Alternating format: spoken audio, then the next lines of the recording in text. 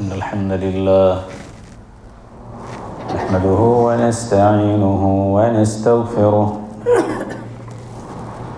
ونعوذ بالله من شرور أنفسنا ومن سيئات أعمالنا من يهده الله فلا مضل له ومن يضلل فلا هادي له وأشهد أن لا إله إلا الله وأشهد أن محمدًا عبده ورسوله أما بعد فأعوذ بالله من الشيطان الرجيم يا أيها الذين آمنوا اتقوا الله حق تقاته ولا تموتن إلا وأنتم مسلمون يا أيها الناس اتقوا ربكم الذي خلقكم من نفس واحدة وخلق منها زوجها وبث منهما رجالا كثيرا ونساء واتقوا الله الذي تساءلون به والأرحام إن الله كان عليكم رقيبا يا أيها الذين آمنوا اتقوا الله وقولوا قولا سديدا يصلح لكم أعمالكم ويغفر لكم ذنوبكم ومن يطع الله ورسوله فقد فاز فوزا عظيما وقال النبي صلى الله عليه وسلم يا أيها الناس توبوا إلى الله فإني أتوب إلى الله في اليوم 100 مرة সমস্ত প্রশংসা সেই মহান রব্বুল আলামিনের জন্য যিনি আমাদেরকে পবিত্র স্থানে একত্রিত হওয়ার তৌফিক দান করেছেন। তার প্রশংসার জন্য আমরা বলি আলহামদুলিল্লাহ। অতঃপর দরুদ ও সালাম বর্ষিত হোক মুহাম্মদুর রাসূলুল্লাহ সাল্লাল্লাহু আলাইহি ওয়াসাল্লামের উপর। আল্লাহুম্মা সাল্লি আলাইহি আল্লাহুম্মা বারিক আলাইহি আল্লাহুম্মা সাল্লি ওয়া সাল্লিম আলা নাবিয়িনা মুহাম্মদ। আজকে বক্তব্যের বিষয় হবে বাবরি মসজিদ এবং মুসলিমদের আবেগ। আমরা গত এক সপ্তাহ ধরে বাবরি সংক্রান্ত যে কথাবার্তা শুনছি সব জায়গাতে, চায়ের দোকান থেকে আরম্ভ করে বাড়ি ঘর, রাস্তাঘাট, স্কুল কলেজ, বাস ট্রেন, সব জায়গাতে শুধু একটাই কথা, বাবরি মসজিদ আর হুমায়ুন কবির।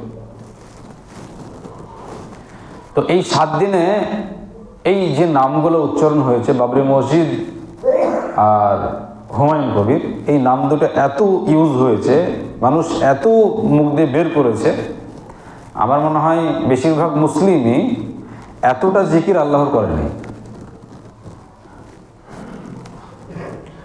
যারা কোনোদিন মসজিদের কাছে আসে না তারাও বাবরি মসজিদ, হুমায়ুন কবির।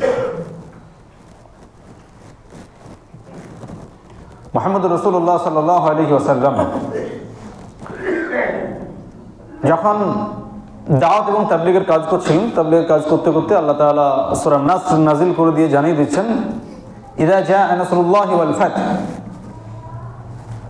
যখন আল্লাহর সাহায্য আসবে এবং মক্কা বিজয় হবে, মানে আল্লাহ তাআলার তরফ থেকে সাহায্য আসবে আর মক্কাটাও বিজয় হবে, কাফেরদের হাতে ছিল, তোমাদের হাতে আসবে। ওয়ারাইতান নাস ইয়াদখুলুনা ফি দীনিল্লাহি আফওয়াজা, হে নবী তখন তুমি দেখবে যে মানুষ দলে দলে ইসলামে প্রবেশ করছে। তো আল্লাহ তাআলা মুহাম্মদ সাল্লাল্লাহু আলাইহি ওয়াসাল্লামকে জানিয়ে দিলেন যে তুমি যে দাওয়াত তাবলীগের কাজ করছিলে, তোমার হাত দিয়ে মক্কা বিজয় হবে আর মানুষকে দেখবে দলে দলে ইসলামে প্রবেশ করছে, ইসলাম কবুল করছে। তো তোমার যাওয়ার সময় হয়ে গেছে, দুনিয়াতে থাকবে না, দুনিয়া থেকে চলে যাবে। তো তোমার কাজ কি? ফাসাব্বিহ বিহামদি রাব্বিকা ওয়াস্তাগফির ইন্নাহু কানা তাওয়াবা। অতএব তোমার রবের তাসবিহ করো, তার প্রশংসা করো, ওয়াস্তাগফির এবং তার কাছে ইস্তেগফার করো, তার কাছে তওবা করো। ইন্নাহু কানা তাওয়াবা, নিশ্চয় তিনি তওবা কবুল করবেন। তিনি বড়ই তওবা কবুলকারী, তিনি ক্ষমাকারী, ক্ষমা করবেন, তুমি ক্ষমা চাও। এই কথা কাকে বলছেন? মুহাম্মদ সাল্লাল্লাহু আলাইহি ওয়াসাল্লাম কে বলছেন? কে বলছেন? আল্লাহ তাআলা বলছেন। কেন বলছেন? এতদিন ধরে দাওয়াত তাবলীগের কাজ করলে মানুষ মাত্র তো ভুল হয়। তো এটা একটা মেসেজ যে মুহাম্মদ সাল্লাল্লাহু আলাইহি ওয়াসাল্লামকে আল্লাহ তাআলা জানিয়ে দিচ্ছেন যে তুমি তওবা ইস্তেগফার করো, আল্লাহর প্রশংসা করো, আল্লাহ তাআলা তওবা কবুল করবেন। অথচ আমরা জানি মুহাম্মদ সাল্লাল্লাহু আলাইহি ওয়াসাল্লামের কদ গফারাল্লাহু লাহু মা তাকদ্দামা মিন যামবিহি ওয়া মা তাআখার। আল্লাহ রাসূলের আগের গুনাহও নাই, পরের গুনাহও নেই, একদম নিষ্পাপ, কোনো পাপ ছিল না। সেই নবীকে আল্লাহ তাআলা বলছেন যে হে নবী, তুমি তাসবিহ করো, তার প্রশংসা করো, আর আল্লাহর কাছে ক্ষমা চাও। আর আমরা মুহাম্মদুর রাসূলুল্লাহ সাল্লাল্লাহু আলাইহি ওয়াসাল্লামের উম্মত হয়ে এতই মাথা মোটা, না নামাজ আছে, না ইসলাম আছে, কোনো কিছুই নেই, তওবার কোনো কথাবার্তাই নেই, না তওবা করি না ইস্তেগফার করি। যে ব্যাপারে মুহাম্মদুর রাসূলুল্লাহ সাল্লাল্লাহু আলাইহি ওয়াসাল্লামকে আল্লাহ তাআলা বলছেন যে হে নবী, তুমি তওবা ইস্তেগফার করো, আল্লাহর প্রশংসা করো, নিশ্চয় আল্লাহ তাআলা তোমার তওবাকে কবুল করবেন। অথচ এই মাথা মোটা মুসলমানরা একবারও এটা জানলো না যে মুহাম্মদুর রাসূলুল্লাহ সাল্লাল্লাহু আলাইহি ওয়াসাল্লামের উম্মত হিসাবে আমাদের দায়িত্ব হচ্ছে ইসলামের প্রত্যেকটা বিষয় মাথা নত করে মেনে সেই অনুযায়ী জীবনযাপন করা। একটা মুসলমান এটা করে না। শুধুমাত্র এক সপ্তাহ ধরে যেটা দেখছি সেটা হচ্ছে মানুষ কত দূর থেকে মাথায় করে ইট বয়ে নিয়ে চলে আসছে মসজিদের জন্য। আলহামদুলিল্লাহ, ভালো কথা, মসজিদ হবে, ভালো কথা, মসজিদ তো হবেই, মসজিদ হবে নামাজ পড়ার জন্য। কিন্তু তুমি যদি এটাই না বুঝো যে মসজিদ তৈরি হবে, আমি মাথায় করে ইট বই নিয়ে যে ওখানে জমা করব, মসজিদ তৈরি হবে, কিন্তু আমি নামাজ পড়বো না, তাহলে তোমার ওই মসজিদ তৈরি করার কোনো মূল্য নেই। ওই মসজিদ তৈরি করে কোনো কাজ হবে না।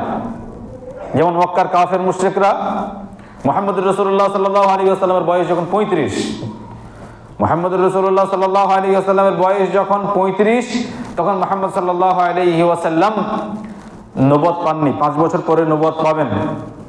তো মক্কার কাবাঘরটা বন্যার পানিতে দুর্বল হয়ে পড়ে। তো কাফের মুশরিকরা বসে বলল যে কাবাঘরকে ভেঙে আবার নতুন করে নির্মাণ করব। তো কেউ সাহস করছে না যে এত পবিত্র জায়গা, পবিত্র ঘর, এটাকে নির্মাণের জন্য ভাঙবে, তো ভাঙবেটাকে।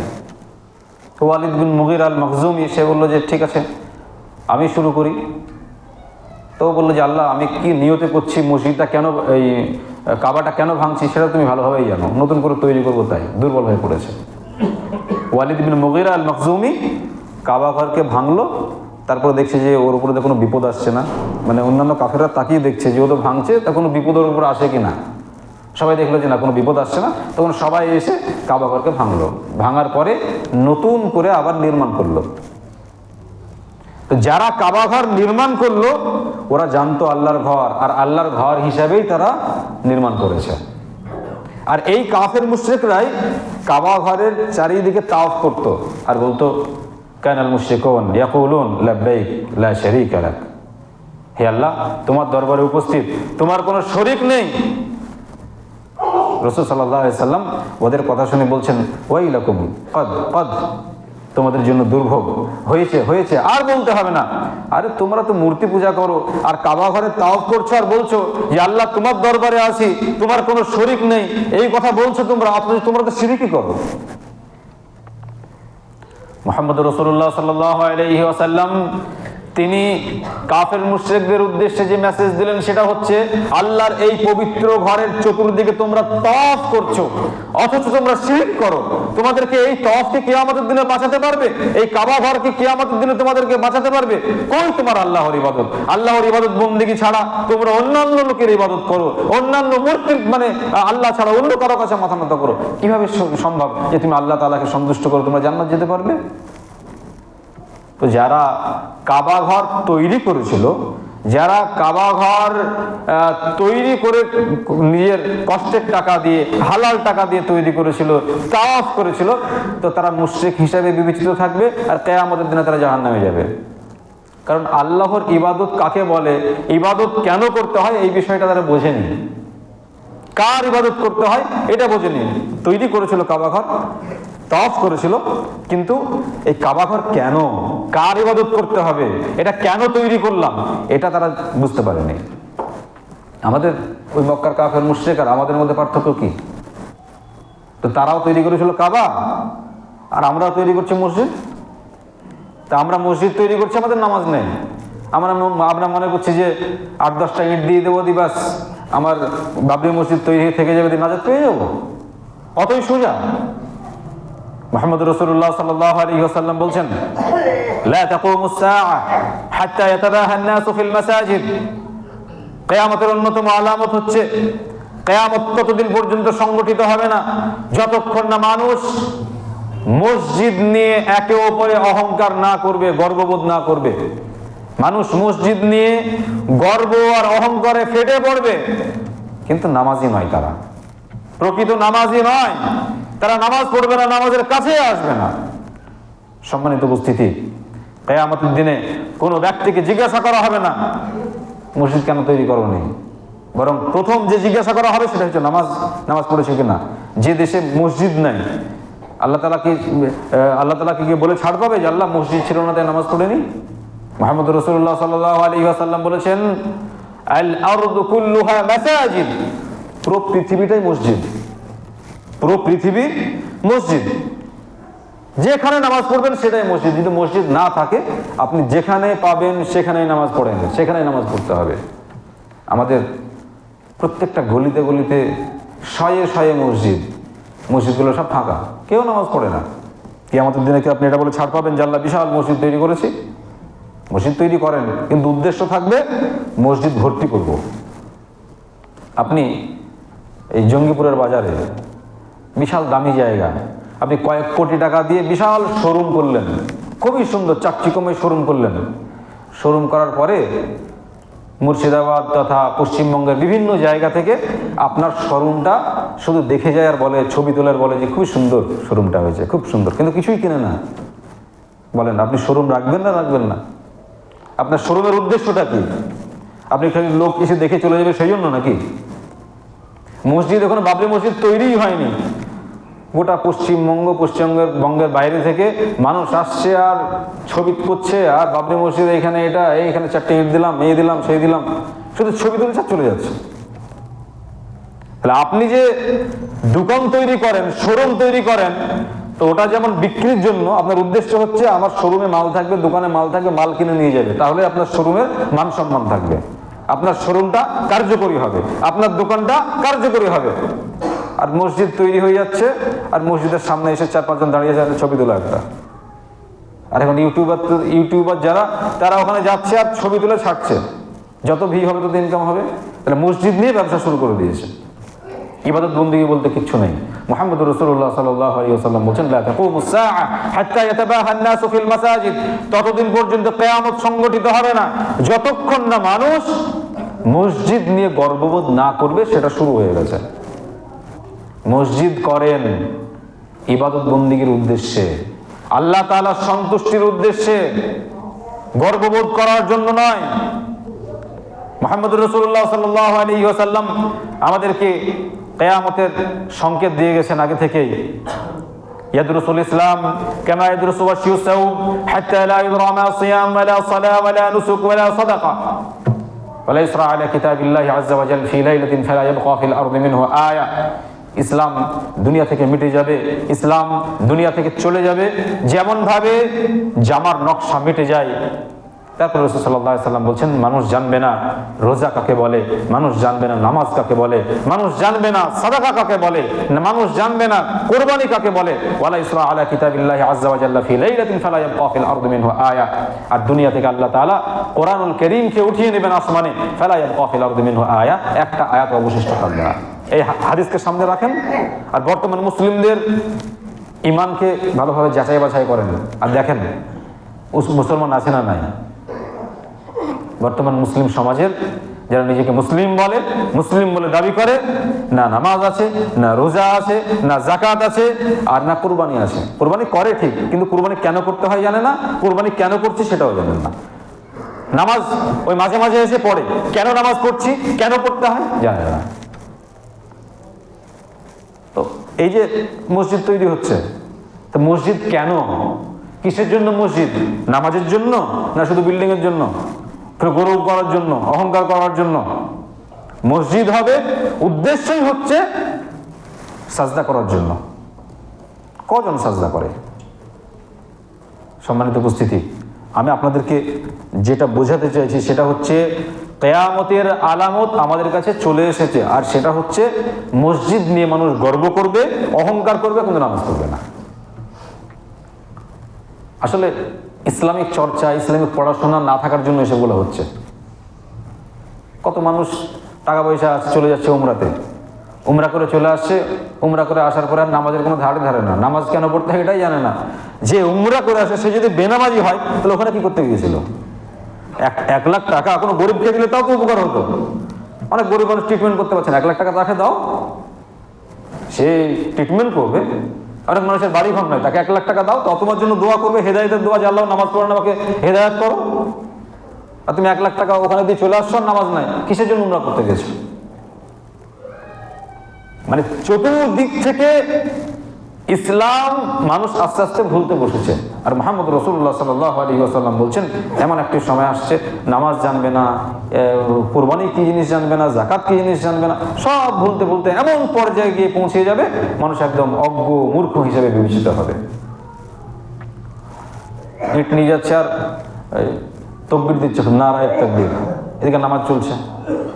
কেউ কেউ বোকা মানুষ বলছে, আমি একদম মালদা থেকে ইট মাথায় করে নিয়ে যাচ্ছে, নিয়োগ করেছে একবারে বাবরিতে যেয়ে রাখবো। তো ও যে মালদা থেকে ইট মাথায় করে নিয়ে আসবে, এটা কি শরীয়তের কোনো বিধান আছে কষ্ট করে এরকম ইট নিয়ে আসা? ওখানে নামাজ পড়তে হবে না যে এতক্ষণ ধরে হাঁটছে, নামাজের সময়গুলো তো হাঁটছে। একটা বাবরি মসজিদ, এরকম বাবরি মসজিদ যদি 1000 হয়, 1000 বাবরি মসজিদ, আর আপনার 1 ওয়াক্তের নামাজ, ধরেন জোহরের নামাজ 4 রাকাত, আর 1000 বাবরি মসজিদ তৈরি করা হয়েছে। আপনি একাই তৈরি করেছেন 1000 বাবরি মসজিদ, আপনার 4 রাকাত নামাজের নেকি এক দাঁড়ি পাল্লায় রাখেন, আর 1000 বাবরি মসজিদ আপনি লক্ষ লক্ষ কোটি টাকা খরচ করে করেছেন, ওটা এক দাঁড়ি পাল্লায় রাখেন। ভারী কোনটা হবে? বাবরি মসজিদ নামাজ না? তো বুঝতে পারছেন, বলছেনও তো, কিন্তু নামাজ পড়ছেন না কেন? আপনিও তো মাথায় করে ইট নিয়ে যাবেন, কিন্তু নামাজ পড়বেন না, বেনামাজি থেকে যাবেন। তাহলে বুঝার পরেও যদি নামাজ বলছেন, তারপরে বুঝেও যদি না বুঝেন, তাহলে জানতে হবে যে আপনি এখন অজ্ঞ মূর্খ হয়ে আছেন। মুহাম্মদ রাসূলুল্লাহ সাল্লাল্লাহু আলাইহি ওয়াসাল্লাম বলছেন, ওয়া কানা ইয়াউমাল কিয়ামা মা কারুন ওয়া ফিরআউন ওয়া হামান ওয়া উবাই ইবনে খালাফ। কিয়ামতের দিনে হামান, কারুন, ফেরাউন, উবাই ইবনে খালাফ, এই কাফেরদের সঙ্গে হাসর হবে সেই সব ব্যক্তিদের যারা নামাজ পড়ে নেই, যারা বেনামাজি। বেনামাজিদের হাসর মানে একত্রিত করবেন আল্লাহ তাআলা তাদেরকে। কাদের সঙ্গে করবেন? ফেরাউন, নমরুদ, হামান, উবাই ইবনে খালাফ, এই কাফেরদের সঙ্গে। তো তাদের সঙ্গে আল্লাহ তাআলা যখন উঠাবেন, তো তাদেরকে যে জাহান্নামে নিক্ষেপ করা হবে, সেই জাহান্নামে এরাও নিক্ষেপ হবে, যারা বেনামাজি তারা। তাহলে আমি ধরেন যদি বাবরি মসজিদ তৈরি করে দিই, আমি আমার দ্বারাতেই একটা বাবরি মসজিদ তৈরি হয়ে গেল, আমি একটা বিশাল বড় বাবরি মসজিদ তৈরি করে দিলাম, কিন্তু আমার টাইম নাই, নামাজ পড়তে পারবো না। এই বাবরি মসজিদ কি আমাদের দিন আমাকে বাঁচাতে পারবে? দেখা গেল বাবরি মসজিদ একটা তৈরি হয়ে গেল, যারা নামাজ পড়ে তারাই পড়ছে, তা আমি তৈরি করলাম বাবরি মসজিদ, এখন যারা নামাজ পড়ে তারা গিয়ে নামাজ পড়ছে। তাহলে আমার তৈরি করা মসজিদ নিয়ে আমি কিয়ামতের দিনে জাহান্নাম থেকে বাঁচতে পারবো না, জাহান্নামে যেতে হবে। আর আমার ওই তৈরি করা মসজিদে যে নামাজ পড়ে আর নামাজ পড়ছে ওই ব্যক্তি জান্নাতে যাবে। অতএব বেশি আবেগী না হয়ে আপনার ঈমান কতটুকু আছে, আপনি কতটুকু কি করছেন এই বিষয়টা একটু লক্ষ্য রাখবেন। আর একটা আশঙ্কা হয় যে মানুষ বেশি আবেগী, তো কোনোদিন হয়তো হুমায়ুনের মূর্তি তৈরি করে ফেলবে। আমাদের বেলডাঙ্গাতে নজরুলের স্ট্যাচু আছে, তো মুসলমানদের দাবি যে রবীন্দ্রনাথ ঠাকুরের মূর্তি হবে, ওয়ার স্ট্যাচু হবে, অমকের হবে, তমকের হবে। আমাদের মুসলমানদের কাজী নজরুল ইসলামের একটা মূর্তি হবে না? তো একটা দিন মুসলমানরা অজ্ঞ হতে হতে এমন জায়গায় গিয়ে পৌঁছে যাবে যে বাবরি মসজিদ তৈরি করেছিল, পাশে হাতে একটা মূর্তি বানিয়ে বসে থাকছে যে হুমায়ুনের একটা মূর্তি তৈরি করলাম, উনি মসজিদটা করেছেন। আর অনেক জায়গায় ঘটনা ঘটেছে। বেশি আবেগী হেন না, আপনার ঈমান কতটুকু আছে, ইসলামের জন্য কতটুকু কি করছেন, নামাজ পড়ছেন কিনা এই বিষয়ে লক্ষ্য রাখবেন। আর মসজিদ হচ্ছে হোক আলহামদুলিল্লাহ, ভালো কথা, কিন্তু নামাজই হতে হবে। নামাজ ছাড়া আপনি কিয়ামতের দিন নাজাত পাবেন না। যেমন মক্কার কাফের মুশরিকরা কাবা ঘর তৈরি করেছে, তাওয়াফ করেছে, কিন্তু আল্লাহর ইবাদত করেনি, খালিস আল্লাহর ইবাদত করেনি, সেই জন্য তারা জাহান্নামে যাবে।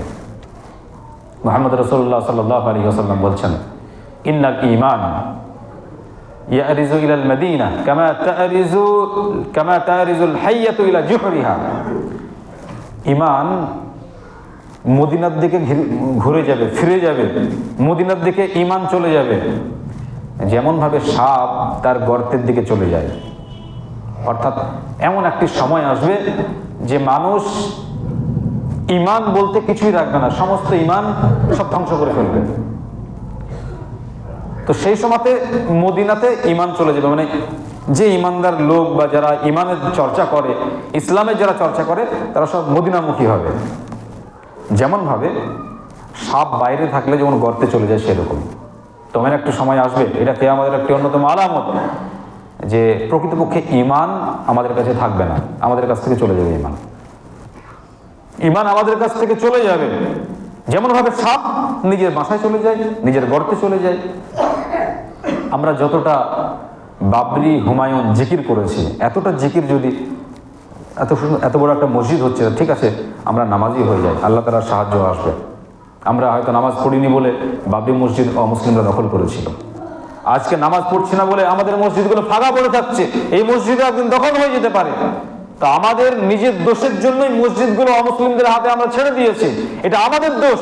অতএব বাবরি মসজিদ তৈরি হচ্ছে, আলহামদুলিল্লাহ, ভালো কথা। আজকে থেকে তওবা ইস্তেগফার করে 5 ওয়াক্তের নামাজি হয়ে যায়। এরকম মুসলমান নেই, মনে করছে যে শুধু আমি মসজিদে ইট দেবো, টাকা দেবো, আর ওতে আল্লাহ তাআলা সন্তুষ্ট হয়ে আমাকে জান্নাত দিয়ে দেবেন, আল্লাহ তাআলা কবুল করে নেবেন। ইসলাম এত সোজা নয়, এত সহজ নয়। কিয়ামতের দিনে হিসাব লাগবে। আপনি হয়তো 4টি ইট দিয়ে এলেন আর বেনামাজি, তো আল্লাহ তাআলা তো আপনাকে জিজ্ঞাসা করবেন, তুমি 4টি ইট দিয়ে এসেছো, মসজিদ তো খুব বড় হয়েছিল, ওই মসজিদ তো আবাদ করার কেউ ছিল না, তোমার দায়িত্ব ছিল না তুমি আবাদ করবে? সম্মানিত উপস্থিতি, অতএব আমরা আবেগী না হয়ে আল্লাহ তাআলাকে সন্তুষ্ট করার জন্য যেগুলো করা উচিত সেগুলো করার চেষ্টা করি। আমরা এমন কিছু কথা বলবো না, এমন কোনো কাজ করব না যে কাজের জন্য আল্লাহ তাআলা অসন্তুষ্ট হন। আশা করি বিষয়গুলো বুঝতে পেরেছেন। আল্লাহ তাআলা আমাদের সবাইকে সঠিকভাবে ইসলামের উপরে চলার তৌফিক দান করেন, আমিন। আল্লাহ তাআলা আমাদের সবাইকে 5 ওয়াক্তের মুসল্লি বানিয়ে দেন, আমিন।